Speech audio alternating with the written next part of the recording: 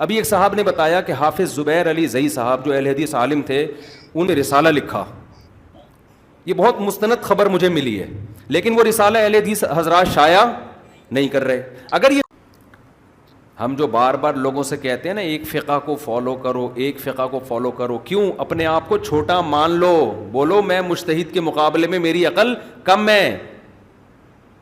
اس میں وقتی طور پر بے عزتی ہوگی، لوگ کہیں گے ان کی اپنی تحقیق نہیں ہوتی، لیکن اللہ کی نظر میں عزت بڑھ جائے گی. اور اگر اپنے آپ کو مجتہد مان لیا نا کہ میں ابو حنیفہ سے بھی آگے ہوں، میرے پاس علم ہے، تو آج تو تھوڑا سا لوگ عزت دے دیں گے کہ یار محقق ہے بھائی، اپنی ریسرچ. کل الٹا لٹکا ہوا ہوگا قیامت کے دن، کیونکہ اتنی بڑی بڑی مسٹیک کرتے ہیں. آج فجر میں ملاقات ہوئی نا کہ اہل حدیث دوست آئے ہوئے تھے، بڑی گپ شپ ہے ان سے، تو کہنے میں آپ کی بڑی عزت کرتا ہوں، میرے بڑے بیان بھی سنتے ہیں، عزت کرتا ہوں اور بہت اچھے ہیں آپ، بہت ماشاء اللہ ماشاء اللہ، بس تقلید کے مسئلے میں تھوڑا سا آپ سے مجھے اختلاف ہے. حالانکہ نوجوان لڑکا تھا. میں نے کہا تمہاری کیا تحقیق یار، تم اپنی عمر تو دیکھو. پھر کچھ مسائل پر گپ شپ شروع ہو گئی. اب جب میں نے دلائل دینا شروع کیے تو الجھتے ہیں، کلابازیاں کھاتے ہیں. جب میں قرآن پیش کرتا ہوں تو کہہ رہے ہیں حدیث میں آتا ہے، جب میں حدیث پیش کرتا ہوں تو کہہ رہے ہیں صحابی کا فتویٰ ہے، میں صحابی کا فتویٰ پیش کروں تو کہہ رہے ہیں صحابی کے شاگرد کا فتویٰ ہے. بھائی کسی ایک جگہ تو ٹکو، تم جہاں خواہش مل رہی ہے وہاں کلابازیاں کھا رہے ہیں آپ. تو میں نے کہا اب تمہارا یہ حال ہے، اب تمہارا یہ حال ہے.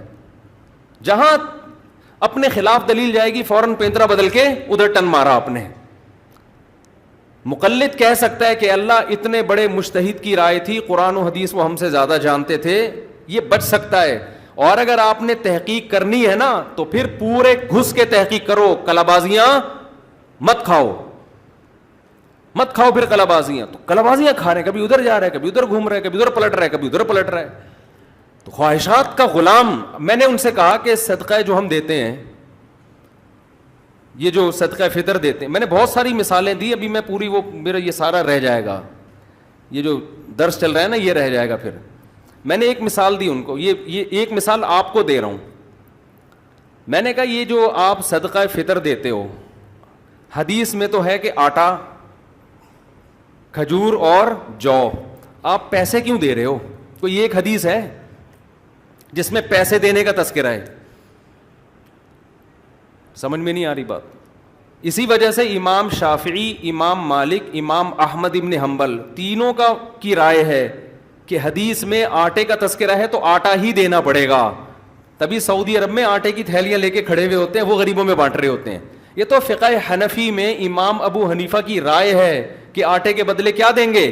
پیسے. تو میں نے کہا آپ پیسے کس بیس پہ دے رہے ہو؟ ہم تو اس بیس پہ دے رہے ہیں کہ ہم چاروں فقہا کو صحیح سمجھتے ہیں، فالو کس کو کرتے ہیں؟ ایک کو.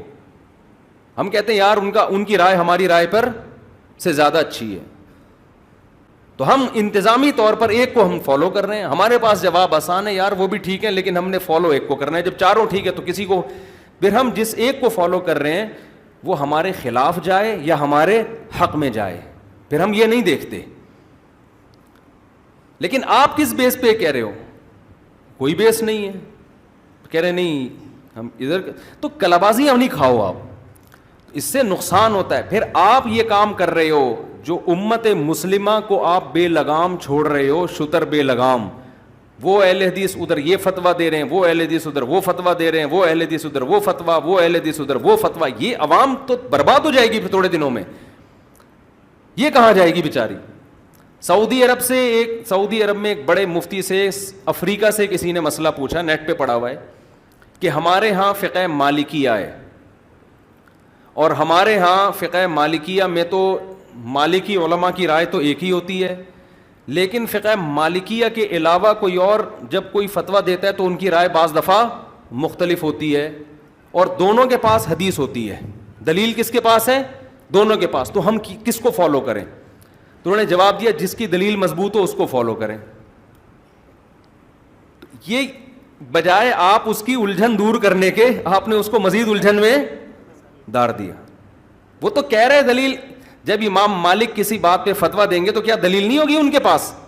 امام مالک ہیں، وہ کوئی آج کے بچے تھوڑی ہیں، وہ تو تابعین میں سے ہیں، دنیا نے ان کو فالو کیا ہے. وہ بغیر دلیل کے فتوے دے رہے تھے کیا؟ انہوں نے کوئی فتویٰ دیا اور وہ حدیث بھی مالکی علماء بتا رہے ہیں اور اس کے مقابلے میں اب عام آدمی بیٹھ کے جج کرتا رہے گا کہ یار اس میں مضبوط کس کی ہے. تو ایک مسئلہ نہیں ہے, سینکڑوں مسائل ہیں, وہ تو سارا دن بیٹھ کے یہی کام کرتا رہے گا. پھر ایک عام آدمی نے جب فیصلہ کیا اس والے کو اس کی دلیل لگ رہی ہے, اس والے کو اس کی, یہ والے کو اس کی, کیا تماشا بن جائے گا جو ہے. آپ یوٹیوب پہ دیکھ لو نا, کتنے اسکالرز آتے چلے جا رہے ہیں اور ہر آدمی اپنی تحقیق لا کے بجائے امت کو جوڑنے کے, امت کیا ہو رہی ہے, ٹوٹتی چلی جا رہی ہے. ہم کہتے ہیں تحقیق کا کام یہ کمپلیٹ ہو چکا ہے, فقہ مدون ہو چکا ہے. اب انہی میں سے کسی کو فالو کرو اور دوسرے کا احترام کرو. اس سے بہتر طریقہ اسلام پہ چلنے کا ہماری رائے میں ہو نہیں سکتا, اس سے بہتر ہو نہیں سکتا. تو خیر, ورنہ دلائل کی بات ہے تو پھر آپ ان سے دیکھو یہ نکل جاتے ہیں. یعنی دلیل دے رہے ہوں گے نا, آپ جب لنک شیئر کر دو گے ان کے چینل کے نیچے, وہ لنک اڑا دیں گے. ابھی ایک صاحب نے بتایا کہ حافظ زبیر علی زئی صاحب جو اہل حدیث عالم تھے, ان کی رائے تھی 3 طلاقیں 3 ہوتی ہیں. انہوں نے اس پہ رسالہ لکھا. یہ بہت مستند خبر مجھے ملی ہے, لیکن وہ رسالہ اہل حدیث حضرات شائع نہیں کر رہے. اگر یہ خبر صحیح ہے تو سوال پیدا ہوتا ہے کیوں شائع نہیں کر رہے آپ؟ جب آپ کہتے ہو تحقیق کرو تو پھر وہ رسالہ آپ شائع کریں تاکہ لوگ پڑھ کے دیکھیں کہ آپ جو دلائل دے رہے ہو وہ اچھے ہیں یا یہ والے دلائل اچھے ہیں. وہ کیوں چھپا کے رکھا ہوا ہے آپ نے؟